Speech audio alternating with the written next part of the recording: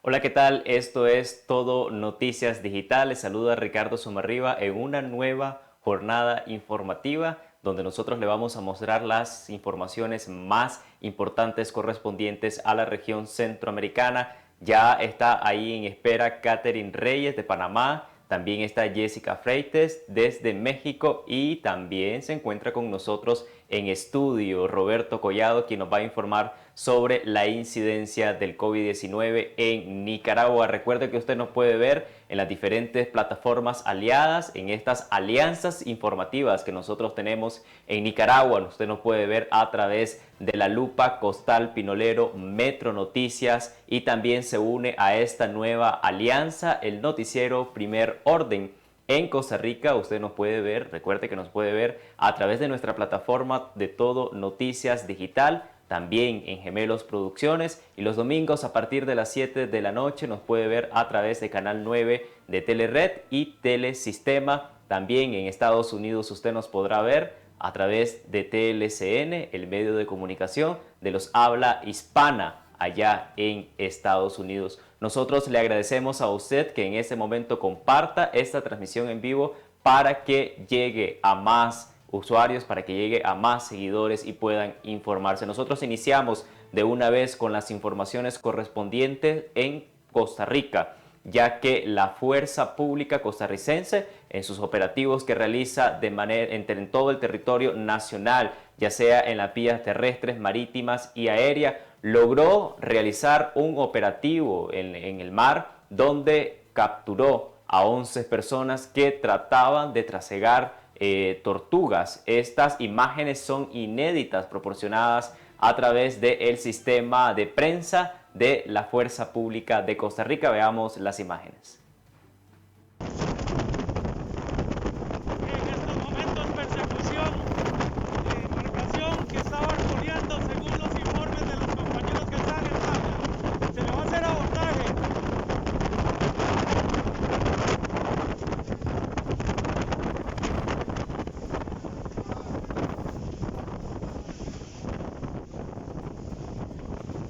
¡Vamos adelante, por favor! ¡Adelante, caminen! ¡Vamos adelante, por favor! ¡Rápido! ¡Rápido!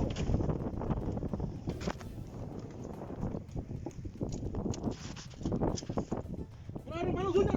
¡Hey! ¡Manos arriba, todos! ¡Todos, manos arriba!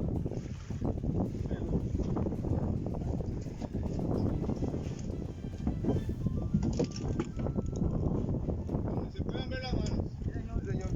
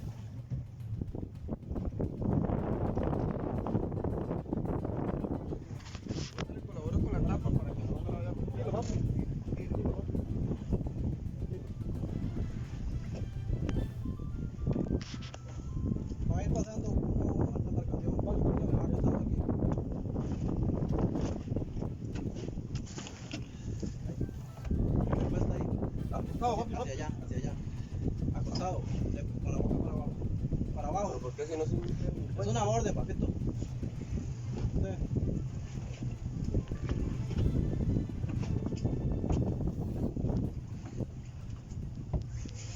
Igual en la misma posición.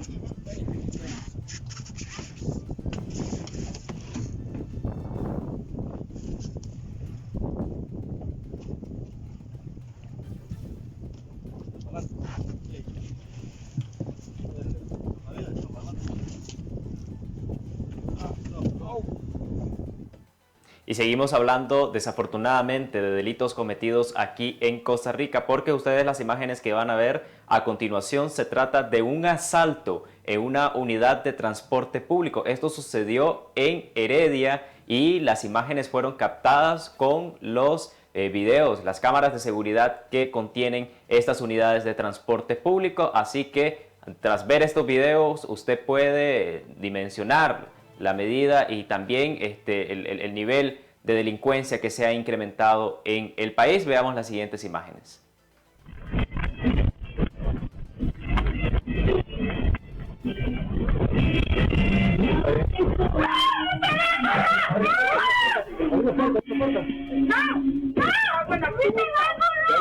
Que va a sacar un arma y no le va a abrir la puerta.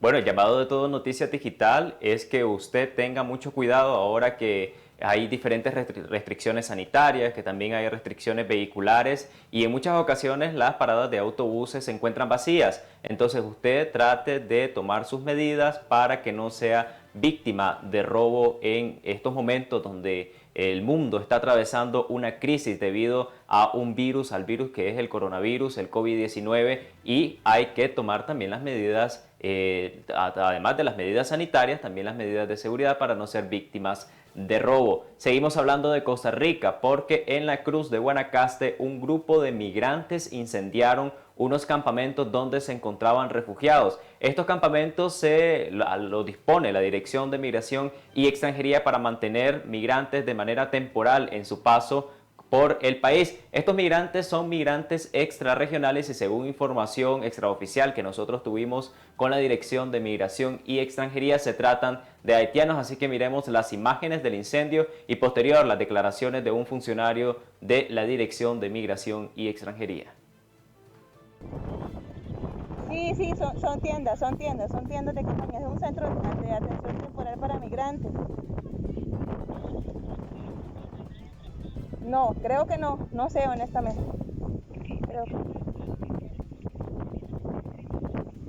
Estamos en la Cruz Guanacaste, en el distrito de La Cruz. En la pura entrada de Santa Cecilia,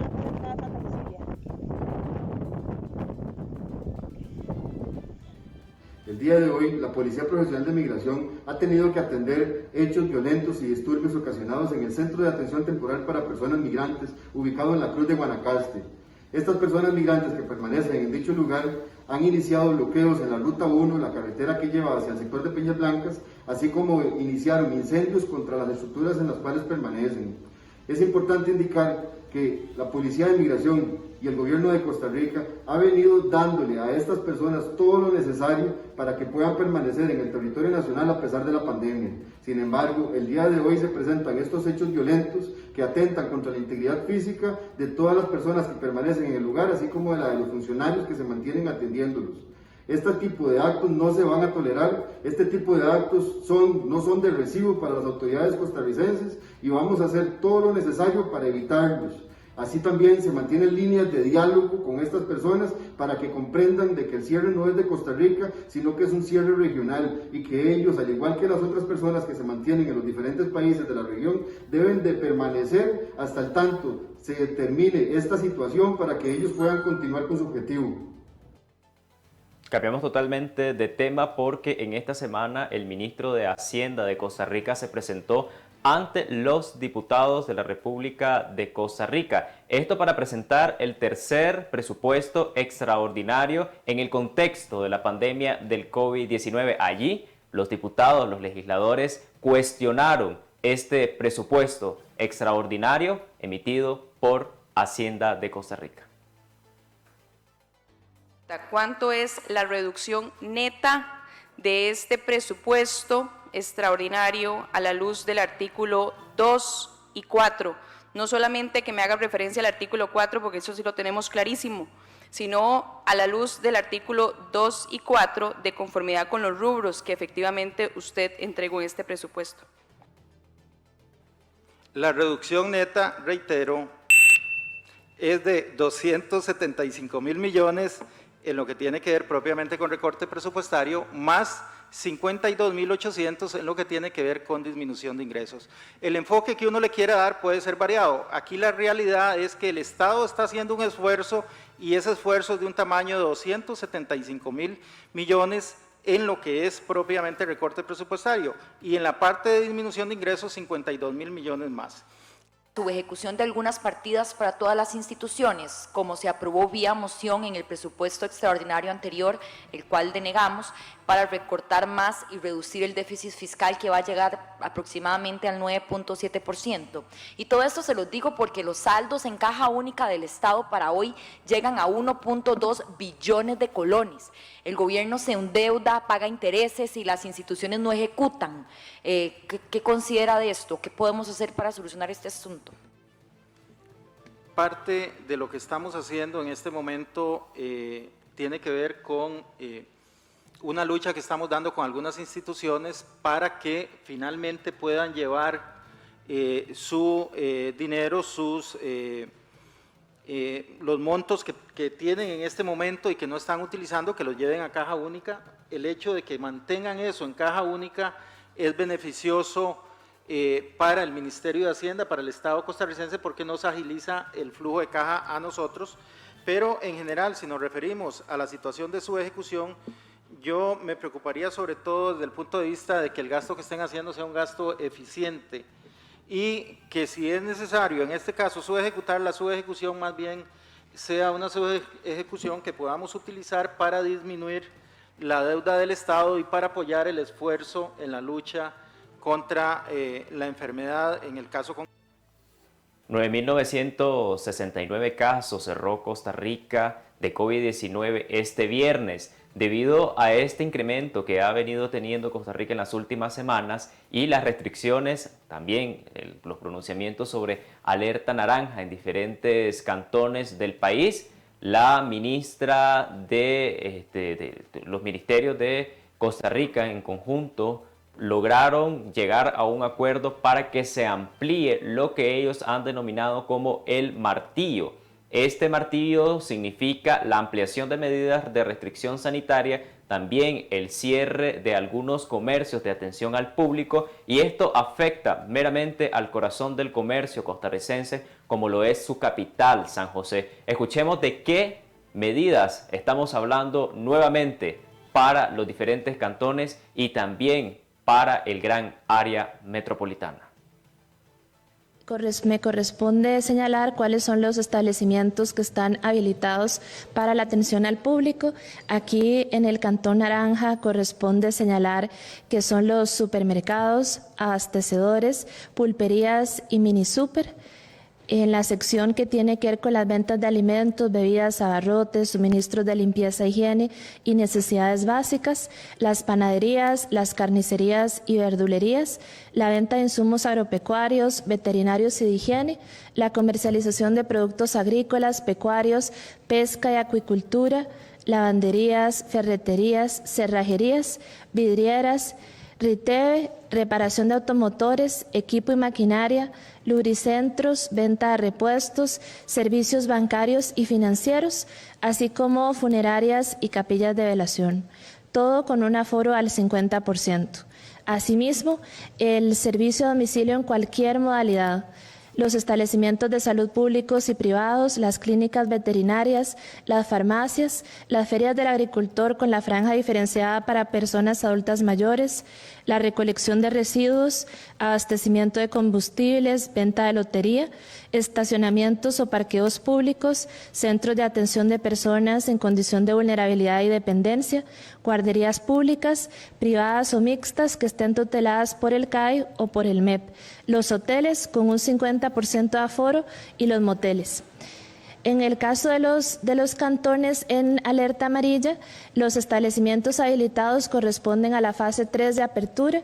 Son todos los establecimientos con permiso sanitario de funcionamiento de atención al público de lunes a domingo, restaurantes, tiendas, gimnasios al 50%, lugares de culto con un máximo de 75 personas, ferias del agricultor también con la franja diferenciada para población adulta mayor, entre otros. Bueno, y a pesar de todas estas medidas restrictivas y el fuerte aumento del índice de COVID-19 en el país, un grupo de personas se manifestaron en esta semana frente a Casa Presidencial en Zapote, donde utilizaron el lema "No hay pandemia" y también el lema "¿Cuál pandemia?". Fueron parte de los cuestionamientos que realizaron este grupo de personas en frente de Casa Presidencial en contra de las autoridades de Costa Rica. Ante esto, el ministro de Salud, Daniel Salas, respondió y dijo lo siguiente. Este va a ser un envío súper rápido. Díganme una cosa. En 4 meses, 30 muertos, 31 muertos. ¿Cuál pandemia? Los de a pie preguntamos, ¿cuál pandemia? En 4 meses, 31 muertos. ¿Cuál pandemia? Daniel, yo tal vez no entiendo mucho. Explíqueme, ¿cuál pandemia? Si son 30 muertos. Y yo quiero aquí puntualizar a cómo empecé hoy la conferencia. También quiero concluir este mensaje de lo doloroso que es escuchar diferentes mensajes que han estado circulando en las redes sociales, que aún con estas familias que están sufriendo y que podrían ser muchísimas más, en este momento podríamos tener muchísimas más fallecimientos en Costa Rica si no hubiéramos hecho las cosas como las hemos venido teniendo o haciendo desde que empezó la pandemia. Y todavía haber mensajes justamente que indican que no hay pandemia, que ya la pandemia se acabó, que esto es una falacia, que es un asunto inventado, que es un asunto para meter control. Y yo sí quiero aquí decir, estos fenómenos ocurren, los virus son reales, las pandemias lamentablemente se dan cada cierto tiempo. Y en este momento decir a las familias de las personas que tienen hospitalizados en cuidados intensivos o que han estado hospitalizados, decir a las familias que en este momento están llorando, de esos 31 familias, que esto no existe, que este virus fue inventado, sinceramente es una crueldad.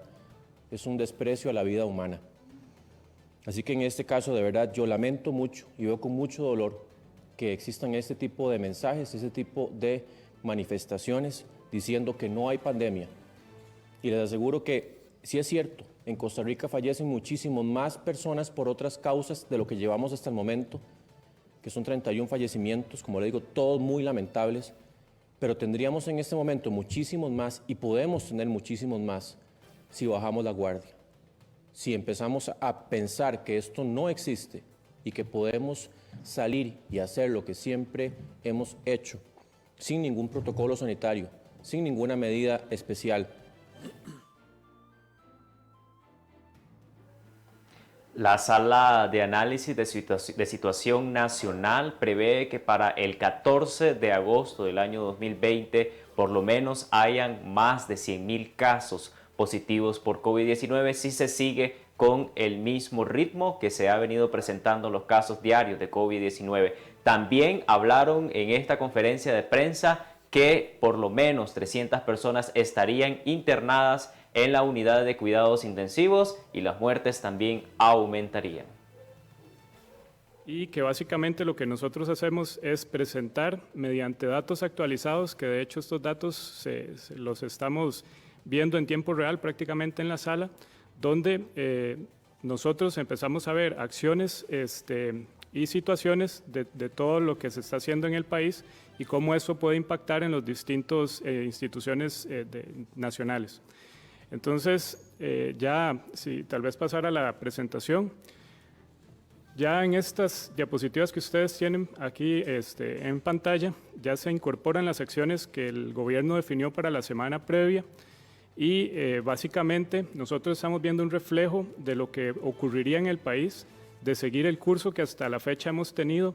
De hecho, si ustedes ven ahí, tenemos una línea azul que lo que refleja es la proyección que nosotros manejamos, como les digo, ya con las medidas incorporadas, y en rojo lo que ustedes ven es lo que realmente está pasando en el país día a día. Si ustedes ven, ambas líneas están en realidad bastante juntas, lo cual quiere decir que la proyección ha sido bastante atinada, ha estado muy cerca de la realidad, y el otro dato que quiero que vean en esta diapositiva es cómo el efecto de lo que está ocurriendo en este momento nos puede llevar en un corto plazo a tener una situación de prácticamente 110,000, 100,000 más o menos, casos diagnosticados acumulados para el 14 de agosto del presente año, lo cual es una fecha bastante próxima a donde nos encontramos. Y esa es la primera llamada de atención que yo quería hacer con esta presentación. Si pasamos a la siguiente diapositiva, vamos a ver lo que es la tendencia de camas de hospitalización. Y si ustedes ven acá, esto ya está impactando en algunas de las situaciones que nosotros manejamos a diario, como por ejemplo es el traslado de pacientes desde su hogar hacia el Sistema Hospitalario Nacional, en el cual ya a la fecha estamos teniendo más de un traslado por hora, y eso definitivamente impacta en todo el Sistema Nacional de Traslados de Pacientes, tanto Cruz Roja como traslados mediados por la Caja, inclusive en algunos casos mediante empresa privada que participa de lo que es el traslado de pacientes hacia centros hospitalarios. Bueno, estas son las cifras que prevé la Sala de Análisis Nacional de Costa Rica debido al incremento que ha venido presentando conforme a los reportes diarios del COVID-19 por parte del Ministerio de Salud. Y no solamente se va a agravar la situación sanitaria en la nación, sino que ya desde ahorita el Ministerio de Trabajo y Seguridad Social informó de que por lo menos el desempleo en Costa Rica aumentó el 20%. Esto viene a agravar la situación económica de miles de familias costarricenses. Los resultados de la encuesta continua de empleo que se presenta el día de hoy, por supuesto, son preocupantes, los tomamos con toda seriedad y responsabilidad. No solo comprendemos el efecto que esto tiene en nuestra economía, sino también la dimensión de la afectación que significa para las familias que han perdido su trabajo o que han visto sus ingresos disminuidos. En este sentido, por supuesto, nos comprometemos a seguir trabajando para evitar al máximo la destrucción de puestos de trabajo, pero también para seguir aportando a la reactivación económica de tal manera que logremos una recuperación cada vez mayor de los puestos que se han perdido. Adicionalmente, hacemos grandes esfuerzos por seguir identificando oportunidades que nos ayuden a mejorar las competencias de las personas que se encuentran afectadas laboralmente. Por eso, hemos puesto a disposición los 50,000 cupos de becas para llevar cursos con Coursera, y también seguimos haciendo un llamado a que las personas puedan sumarse a la actividad agrícola para poder ocupar los 77,000 puestos de trabajo que se han logrado identificar en el agro y que probablemente seguirán incrementándose. También seguimos trabajando en la identificación de puestos de trabajo que sabemos que están disponibles y en los que se requiere, por supuesto, el desarrollo de mayores competencias para que las personas con mayor facilidad puedan sumarse a esos puestos de trabajo. Desde el Ministerio de Trabajo, pero así como de todo el gobierno, seguimos haciendo un trabajo comprometido por salir adelante y enfrentar esta situación que ha golpeado nuestro país y que claramente es la expresión del efecto que la pandemia ha tenido en la dimensión económica y, por supuesto, en el crecimiento productivo. Bueno, y en medio de estas noticias desalentadoras sobre el desempleo en Costa Rica, una empresa abrió un sinnúmero de plazas para que los costarricenses y también las personas residentes aquí en Costa Rica puedan acceder a una oferta laboral. Informémonos de qué se trata. 335 posiciones para trabajar en su centro de operaciones y de soporte técnico para sus clientes globales. Esta es una gran noticia para Costa Rica en media pandemia, pues nos demuestra nuevamente cómo las empresas multinacionales, en este caso una empresa de capital francés, confían en el talento humano costarricense. Se suma también a otros anuncios que hemos hecho recientemente y que vienen a fortalecer la posición de Costa Rica como un lugar en donde las empresas pueden venir a operar de manera resiliente, con continuidad de sus negocios, como lo hemos demostrado durante toda esta crisis. Con gran satisfacción recibimos esta noticia y le agradecemos a Teleperformance la confianza que deposita en Costa Rica y en su talento. El anuncio de Teleperformance nos indica una vez más la importancia de invertir en nuestro talento humano. El tema de bilingüismo es fundamental. De hecho, algunas de las posiciones incluso idealmente deberían ser bilingües en diferentes idiomas, portugués, alemán, francés. Hemos insistido desde CINDE en la importancia de invertir en bilingüismo, que las personas inviertan en sí mismas y trabajen en esa importante habilidad que es el inglés, que abre puertas, que aumenta la remuneración y que por supuesto cuando se complementa con habilidades blandas y técnicas son las que llevan a la empleabilidad. Este es un ejemplo más de las oportunidades que se abren para muchos o miles de costarricenses. Bueno, y a pesar de la pandemia del COVID-19, el Patronato Nacional de la Infancia de Costa Rica informó que ellos siguen abiertos de manera virtual y brindaron cifras de las denuncias que han venido recibiendo desde enero hasta junio del año 2020. Escuchemos cuáles son estas cifras de denuncias y consultas realizadas al Patronato Nacional de la Infancia. El Patronato Nacional de la Infancia brinda un servicio esencial a nuestros niños, niñas y adolescentes. Durante estos meses hemos tramitado más de 54,000 denuncias y consultas.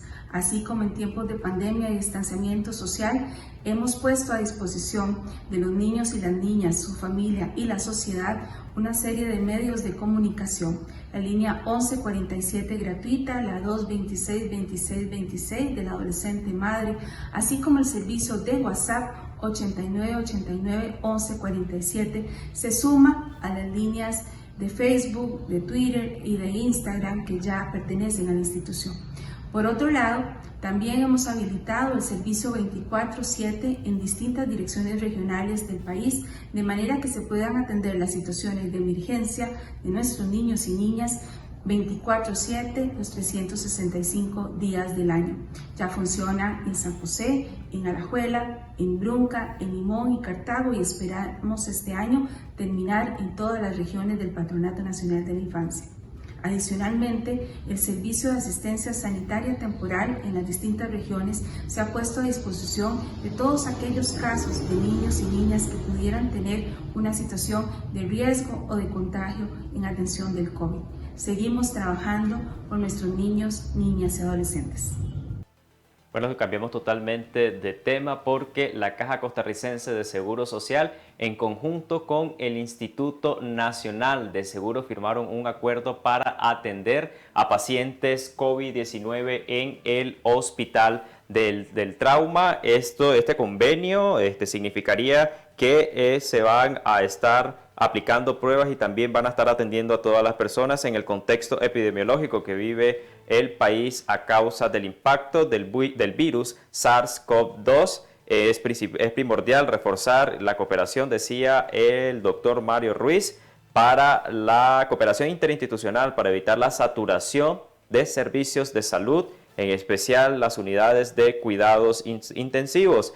El país dispondrá de 48 camas adicionales para pacientes en recuperación. Anunció que lo realizó el presidente, el anuncio lo realizó el presidente de la República, el presidente ejecutivo del INS y el gerente médico de la Caja Costarricense del Seguro. La firma constituye una adenada al convenio suscrito en marzo anterior en las instituciones para atención de pacientes en el Centro Nacional de Rehabilitación en las instalaciones del Hospital del Trauma. Entonces ahí está esta información, una buena noticia para las personas que deciden o que más bien se van a integrar en estos hospitales debido al COVID-19.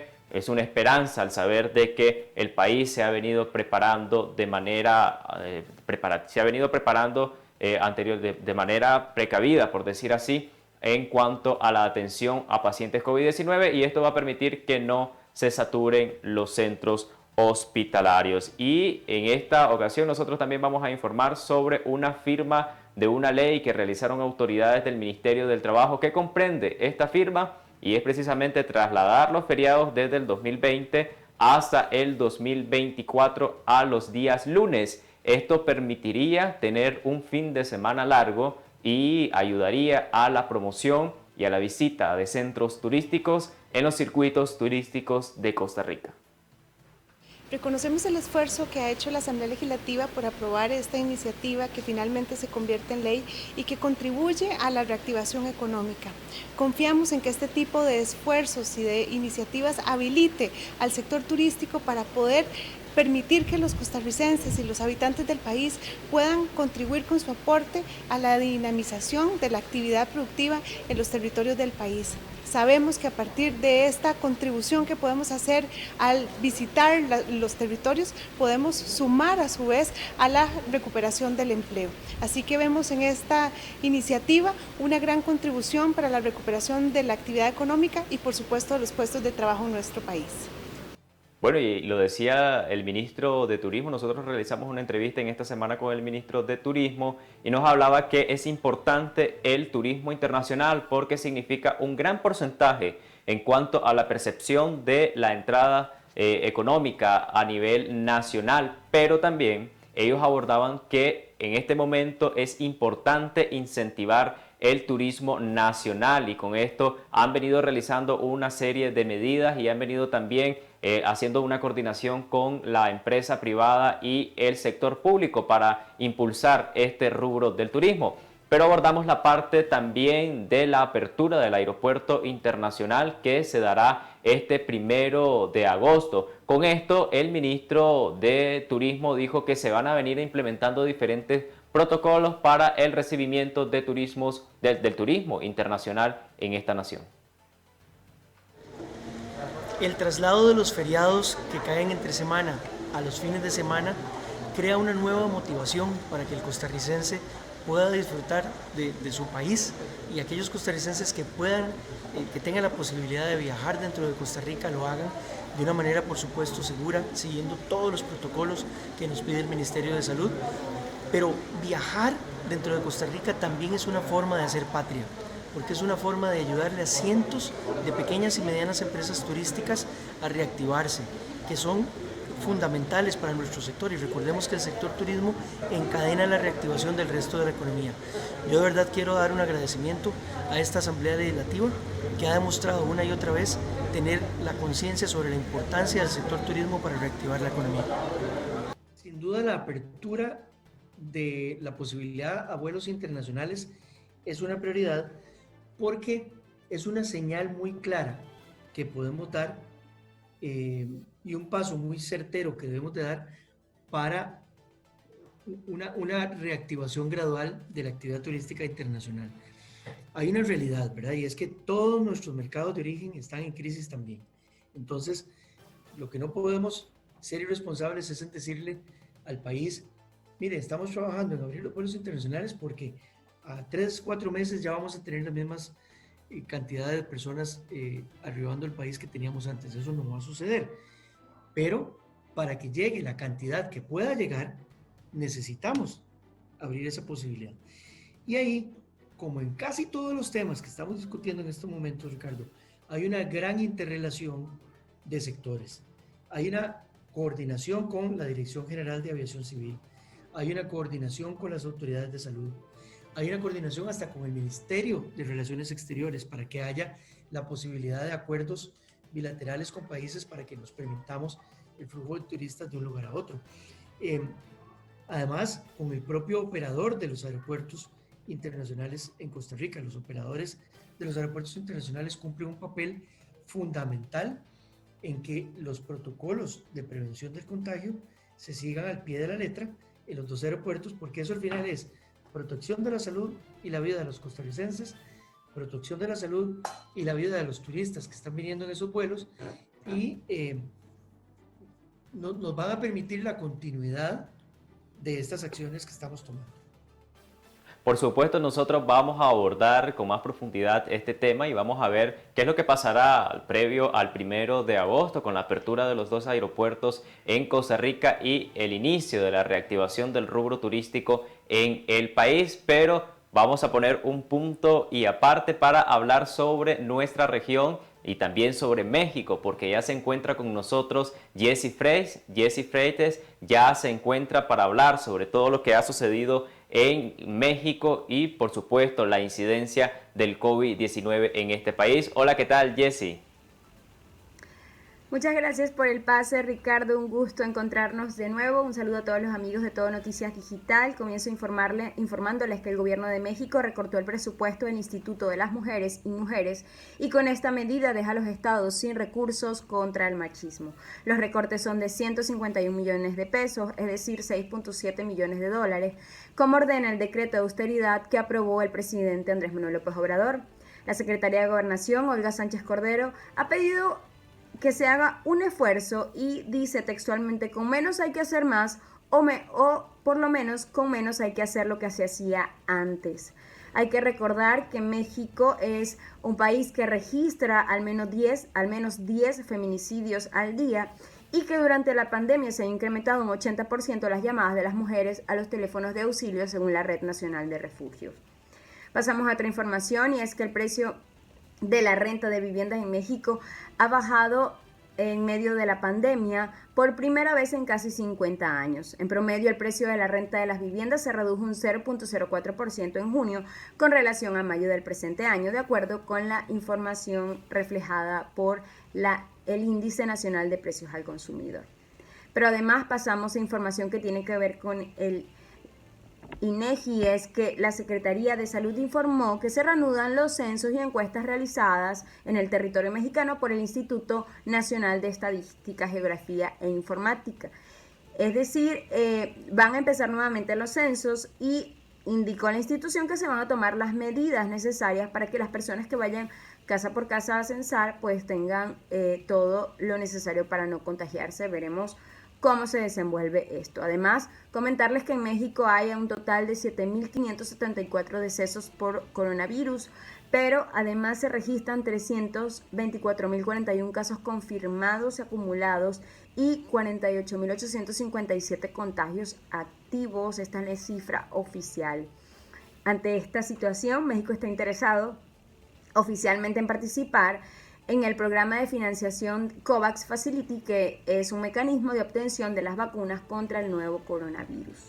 Pasamos a otra información y eso tiene que ver con el gremio periodístico. Por cierto, Ricardo, la Asociación Colectivo de Análisis de Seguridad y Democracia, CACEDE, alertó sobre la falta de seguridad para los periodistas en México y de cierta normalización que hay hacia ellos con respecto a la violencia. Esto se desprendió del informe de Libertad de Expresión 2020 y hay que recordar que según artículo 19 han asesinado por su labor al menos a 132 periodistas desde el año 2000 y 13 de ellos ha sido durante la actual administración. Cambio un poquito la información para irme por el tema económico y es que la crisis que ha generado la pandemia de coronavirus es la más importante de la que se tenga en registro de acuerdo con Alejandro Díaz León, quien es el gobernador del Banco de México. Y él indicó que en ningún otro momento se ha vivido un debacle tan intenso como el actual. Esto es importante porque además informó que en el sector, en el área de esto se ha reflejado o ha impactado en el tema de empleo. En el sector formal la contracción ha sido de más de 1 millón de trabajos, pero en el sector informal las personas que han dejado de tener una fuente de ingresos asociada a su ocupación suman 12 millones de personas. Esto es muy dramático. Bueno, y para finalizar, sabes, Ricardo, que siempre vengo con una información que tenga que ver con el tema cultural y es que la Compañía Nacional de Teatro puso en marcha el ciclo de leyendas CNT, un impulso para la difusión de aquellas historias populares gracias a las cuales se preserva gran parte del patrimonio cultural.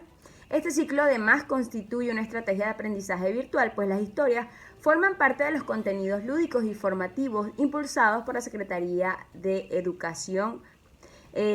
más o menos para informarle un poco. Este ciclo de leyendas se actualiza todos los viernes a las 6 de la tarde en la página, en el canal oficial del INBA en YouTube o en la plataforma Contigo en la Distancia. La información que tengo para ustedes desde México. Mi nombre es Jessie Freites Guedes y es un gusto reportarles desde aquí. Muchísimas gracias, Jessie, por ese reporte bastante amplio y bastante informativo sobre todo lo que ha ocurrido en México referente al COVID-19 y también los recortes que han venido realizando el gobierno de México a diferentes instituciones.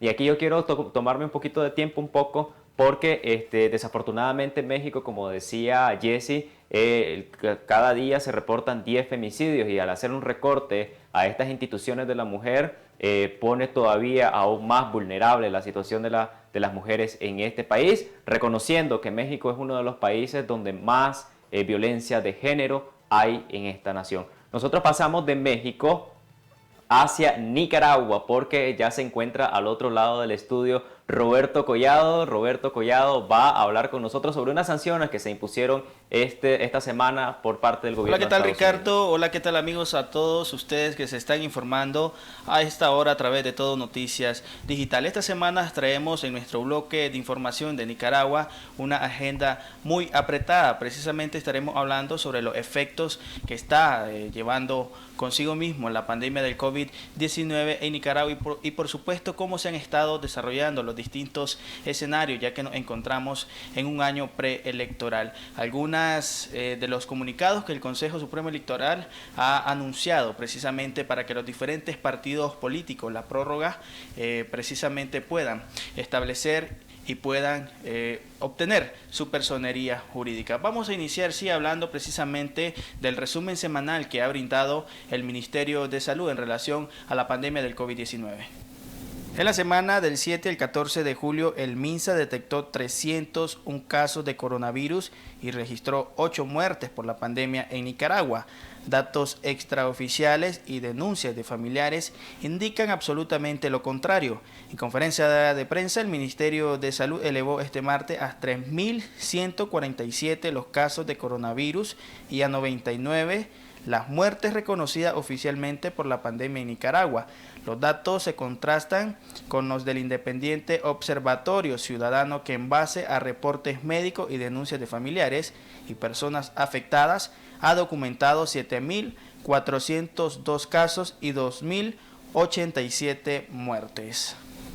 Continuando con más informaciones y siempre siguiendo en el tema de la pandemia del COVID-19, esta semana en las páginas oficiales, en las redes sociales del Ejército de Nicaragua circuló un video precisamente donde el general, el Julio César Avilés, el jefe del Ejército de Nicaragua, destacó la preocupación y reconoció precisamente el impacto grande que ha estado teniendo el COVID-19 en la población nicaragüense, precisamente lo contrario que ha en los comunicados y precisamente las pocas veces que ha dado la cara a Daniel Ortega como presidente de Nicaragua, pues ha dicho lo contrario, que es solamente una gripe nada más y una de tantas enfermedades, por lo que no hay que estar alarmados.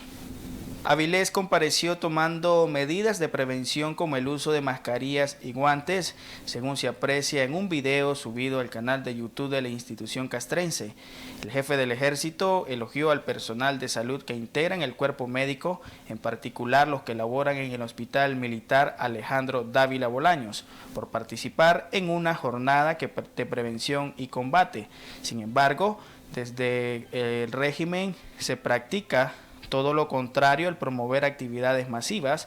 Además, que Daniel Ortega se niega a tomar medidas que contengan la pandemia.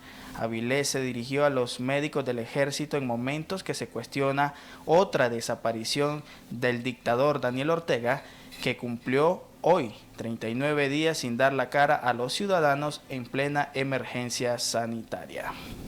Y continuando con más informaciones en el ámbito político, precisamente referente al tema de las elecciones presidenciales para el 2021, el régimen de Daniel Ortega pretende lavarse la cara precisamente ante la comunidad nacional y la comunidad internacional, dando muestras de benevolencia al prorrogar a través del Consejo Supremo Electoral la obtención de personerías jurídicas para los diferentes partidos hasta junio del año 2021. Vamos a escuchar declaraciones que tenemos precisamente de Tamara Dávila, miembro del Consejo, precisamente de la Unidad Nacional Azul y Blanco, que también conforman parte de la coalición nacional referente a este tema. Veamos. La Unidad Nacional Azul y Blanco rechaza esta publicación de la dictadura de Ortega Murillo en el diario oficial La Gaceta, en donde se hacen un lavado de cara, hacen ver como que se están abriendo las posibilidades de inscripción de nuevos partidos políticos, cuando toda la población nicaragüense y la comunidad internacional sabemos que esos magistrados que otorgan el sí y el no en el Consejo Supremo Electoral están al servicio de la dictadura de Ortega y Murillo. Por tanto, cualquier solicitud de integración o cualquier cambio de integración de nuevos partidos políticos está en manos de ellos. Ellos van a seguir decidiendo quiénes sí y quiénes no. Es decir, no hay posibilidades alguna de legalidad con un consejo político, con un Consejo Supremo Electoral controlado por la dictadura, como de hecho es de facto. Por tanto, lo que la Unidad Nacional demanda es reformas electorales profundas y la remoción de todos estos magistrados que están ahí al servicio de la dictadura para lavar la cara de esta dictadura. Por tanto, no vamos a descansar hasta obtener unas reformas electorales que sean discutidas con la sociedad en general y con la representación de distintos actores, no solamente con los partidos políticos que son parte de la Asamblea. Y continuando con este tema de las elecciones en Nicaragua, Juan Sebastián Chamorro, miembro y presidente de la Alianza Cívica por la Justicia y la Democracia, asegura que no están dispuestos a permitir elecciones con Daniel Ortega sin antes haber hecho las debidas reformas a la ley electoral que garanticen precisamente un proceso electoral, valga la redundancia, libre y transparente en Nicaragua. Veamos a continuación sus declaraciones. Rechazamos la reciente resolución del Consejo Supremo Electoral porque no resuelve el tema de fondo. El tema de fondo acá es que se deben de dejar de robar las elecciones.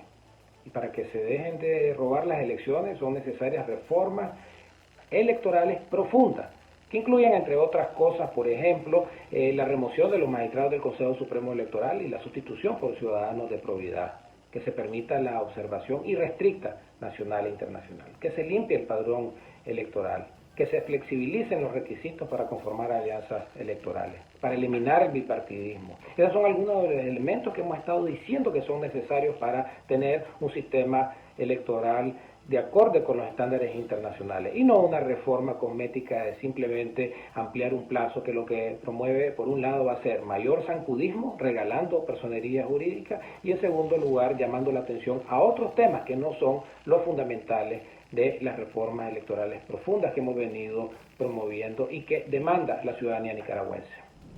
Y para cerrar este bloque de información, este pasado 17 de julio, Nicaragua a través de la historia celebra el Día de la Alegría, el día en que el dictador Anastasio Somoza salió precisamente de Nicaragua y ya se daba por una victoria la revolución del Frente Sandinista. Y este mismo día, el viernes, el Departamento de Estado de los Estados Unidos, el Tesoro, sancionó precisamente a Juan Carlos Ortega Murillo precisamente por actos de corrupción y enriquecimiento de fondos precisamente que le pertenecen al pueblo de Nicaragua. Para abundar un poco, ¿qué repercusión tienen estas sanciones al hijo del dictador Daniel Ortega?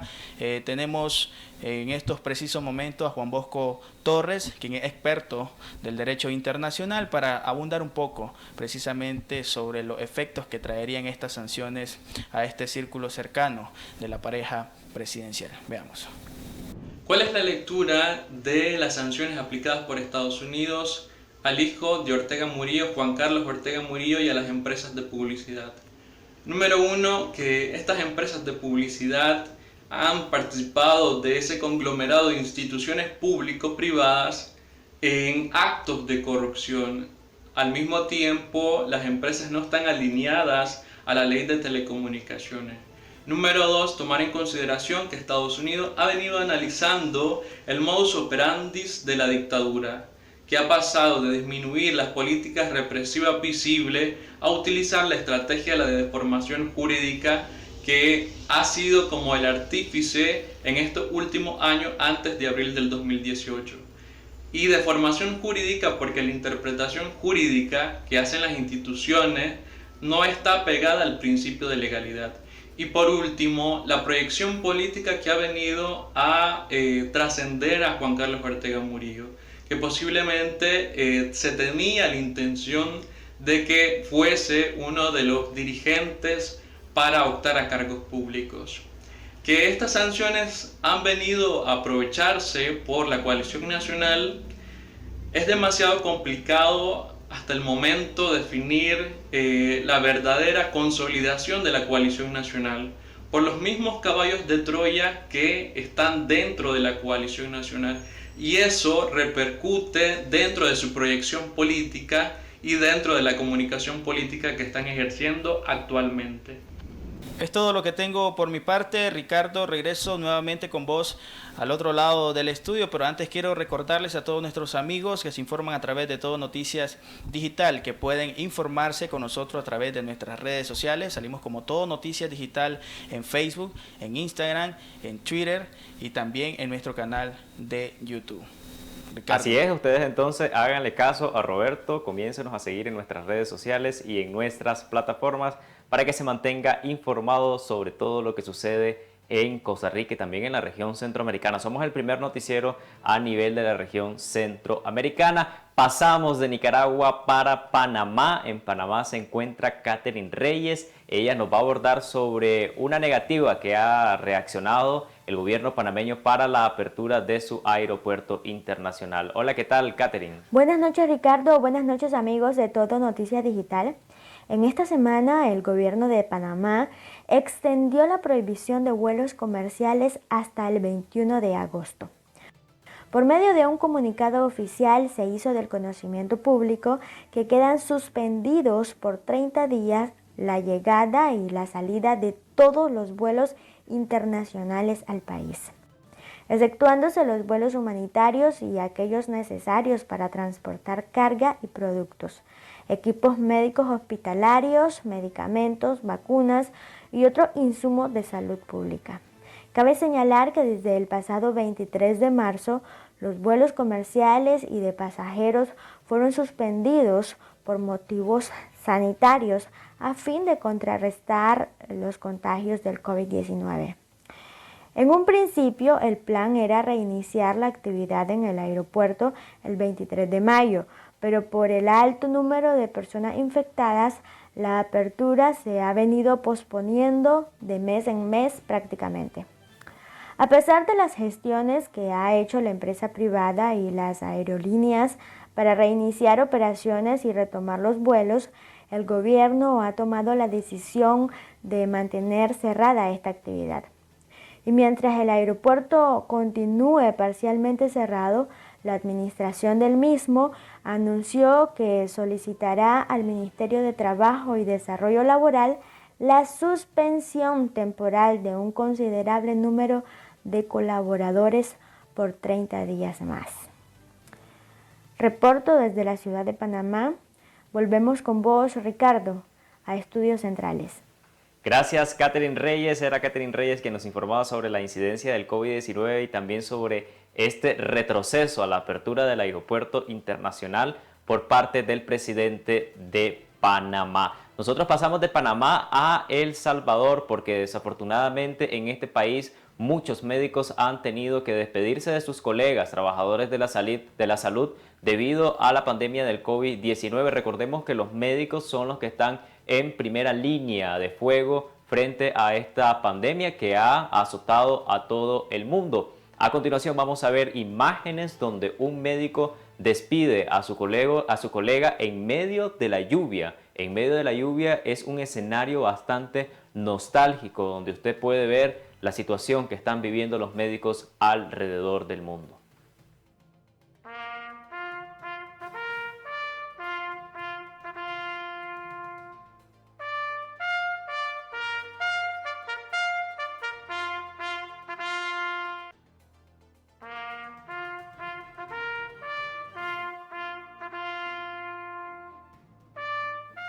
nostálgico y desde Todo Noticias Digital mandamos nuestras condolencias a todas las personas que han perdido sus seres queridos a causa del COVID-19. Cambiamos totalmente de información porque Todo Noticias Digital es diferente a otros medios de comunicación porque resalta el emprendimiento y también los negocios que realizan las diferentes personas a nivel de Costa Rica y también a nivel internacional. Nosotros nos trasladamos hasta San José, donde entrevistamos a un pintor que está enfocado al realismo en sus pinturas y en sus lienzos. Yo pinto, mi especialidad es retratos dibujados a mano sobre lienzo curado con óleos. Y a puro pincel a mano ya se copia la foto en la tela y luego se enmarca bien bonito y se entrega al cliente algo especial, digamos, porque es en óleo, es en arte, entonces ya es pintado a mano y la tela curada para mejor duración y absorción de la tela para cuando el óleo se aplica el óleo, porque el yeso absorbe un poquito el óleo y entonces se integra bien todos los materiales para poder hacer un óleo bien elaborado. Y así durable, ¿verdad? Que dure bastante. Yo como artista ya es una facultad, digamos, que te atrae uno como de naturaleza, ¿verdad? Innata, así.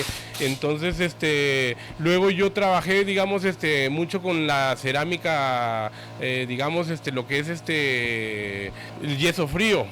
Y entonces después así decorando, empecé decorando esos yesos fríos y ya después me empecé a retratar más que todo, que es el fuerte mío, el retrato, el paisaje también lo elaboro, pero más que todo como soy retratista me gusta cuando elaboro un paisaje estar mirando qué es lo que voy a elaborar, o sea, siempre soy como medio copista a la vez, porque siempre necesito una imagen de referencia para pintarla, copiarla e integrarla en una obra, ¿verdad? En una pintura, porque puede ser una composición de varios temas y se pueden hacer muchas cosas, experiencias bonitas en arte. Una anécdota que yo tengo es allá en la zona sur de aquí de Costa Rica. Digamos, una señora me encargó me dio una foto y me dice, hágame un retrato mío. Ya le hice el retrato tal cual la foto. Y ya cuando llegué la señora me dice que no le gustaba cómo tenía unos detalles del rostro. Entonces como no tenía como se llama, unos detalles del rostro que ella quería modificar, entonces yo así como ella me explicó verbalmente, entendí qué es lo que quería que le modifique y se lo modifiqué. Y luego después se lo llevé otra vez hasta la zona sur, desde San José hasta la zona sur otra vez se lo volví a llevar la obra y me salió con que le faltaba algo al pelo, que el pelo era algo que no tenía así que esto y entonces yo no había llevado materiales ni nada para pintar, yo nada más iba a entregar, entonces me tuve que volver otra vez a San José y después, o sea, regresar al siguiente vez y a la siguiente vez cuando llegué me dice la señora, ahora sí está lo que yo quería, dice, eso es lo que yo quería, y yo le digo, pero vea que ahora ya no se parece la foto al retrato, ¿verdad? Porque ya usted me hizo hacer un óleo así como a lo que ella quería plasmar en la obra, ¿verdad? Entonces, y quedó muy satisfecha porque es creación de ella que me transmite y yo elaboro la obra, ¿verdad? Yo específicamente el servicio que ofrezco es de hacer retratos pintados al óleo. Yo, digamos, a mí usted me puede enviar una foto, digamos, ya por WhatsApp, al 8584-8701, que es el número de teléfono mío de directo y de WhatsApp, y después también tengo una página en Facebook que se llama Arte Internacional.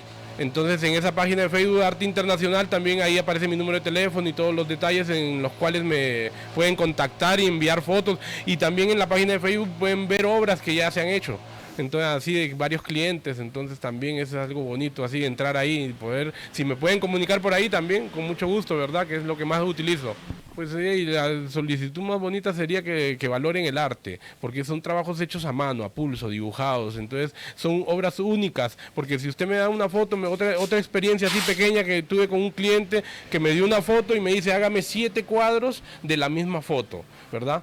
Y los 7 cuadros los pusimos así en la sala de la señora el día de la entrega, y esos 7 cuadros todos tenían algún detalle diferente, porque eran hechos a mano, a pulso, entonces no eran calcados, entonces cada uno tenía un toque diferente y era único, aunque eran de la misma foto, ¿verdad? Y eso es algo bonito que se valora cuando se hace un trabajo hecho a mano. Entonces, que valoren la gente el trabajo hecho a mano, que es como parte del espíritu de la persona que se transmite en el arte también. Entonces es algo bonito, que lo valoren bastante, que el trabajo hecho a mano también es un poquito costoso, no es tan barato, ¿verdad? Como ampliar una foto en una máquina, pero pues realmente es una obra de arte. Bueno, y la invitación de Todo Noticias Digital es que usted contribuya a los negocios familiares que hay en su zona. Nosotros no le decimos que salga a otros cantones, que busque otros cantones o que se viole la restricción sanitaria que ha dispuesto el Ministerio de Salud. No, usted puede consumir lo local. Si la vecina vende comida, usted puede consumir los productos de sus vecinas y así nos ayudamos todos en esta situación, en este contexto tan difícil de la pandemia del COVID-19. Con esta información nosotros llegamos al punto y final de nuestro noticiero Todo Noticias Digital. Les recordamos que usted nos puede sintonizar a través de las plataformas aliadas en Nicaragua, como es La Lupa, Costal Pinolero, Metro Noticia, Noticiero Primer Orden, y se integra con nosotros, se me había olvidado mencionar al inicio, La Pachanga en el departamento de León, en Costa Rica con Gemelos Producciones, Canal 9 de Telered y Telesistemas, y próximamente en Estados Unidos estaremos a través de TLCN, que es un medio de comunicación de habla hispana en Estados Unidos. Que Dios bendiga a Costa Rica, que Dios bendiga a Centroamérica.